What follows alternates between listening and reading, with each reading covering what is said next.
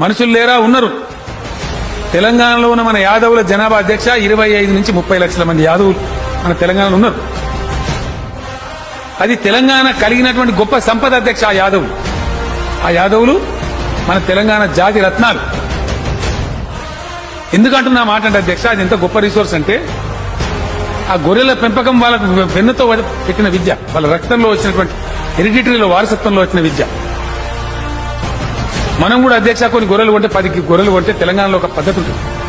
ఇంట్లో ఆడపిల్ల పుడితే వ్యవసాయదారులు ఒక 10 గొర్రెలు కొని యాదవులకు అప్పగిస్తారు అధ్యక్ష, పాలకిస్తారు. ఆ అమ్మాయి పెళ్లికి వచ్చే నాటికి 30-40 గొర్రెలు అయితే కార్యం వెళ్ళిపోద్దని చెప్పిస్తారు అధ్యక్ష. తెలంగాణ రైతాంగంలో ఉండే ఒక అలవాటు. ఆ రైతు పోయి మళ్ళీ నా గొర్రె చూపెట్టమంటే 300 గొర్రెలకి ఆ రైతు గొర్రెని తెచ్చి చూపెడతారు అధ్యక్ష. ఆయనే గుర్తుపడతాడు. అది ఇంకోటి సాధ్యం కాదు. అదే ఒక ఐఏఎస్ ఆఫీసర్ ఐపీఎస్ ఆఫీసర్ నా పనిచేయమని చేయలేడు. ఆయన చూస్తాను గొల్ల ఆయన గొంగడి కప్పుతూ ఉంటాడు. ఆ గొప్పతనం ఆ విద్య వాళ్ళకి అబ్బింది అధ్యక్ష. గొర్రెలు 2 సంవత్సరాలకు 3 సార్లు ఇంటాయి అధ్యక్ష.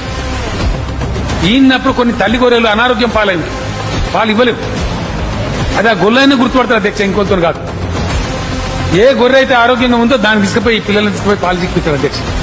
అంత గొప్పగా ఆ గొర్రెలను సాత్తారు, పెంచుతారు. ఇలా కొన్ని లక్షలు, ఒక 4 లక్షల గొర్రెల యూనిట్లు 4 లక్షల కుటుంబాలకు 75% సబ్సిడీ మీద ఇవ్వాలని చెప్పి నిర్ణయం తీసుకున్నాం అధ్యక్ష. అవి చేయబోతా ఉన్నాం, దాన్ని ఇంప్లిమెంట్ చేయబోతా ఉన్నాం. అది మేము చెప్తే ముఖ్యమంత్రిని అభివృద్ధి చేయమంటే గొర్రెలు చేపలని మాట్లాడుతున్నాయి అంటారు.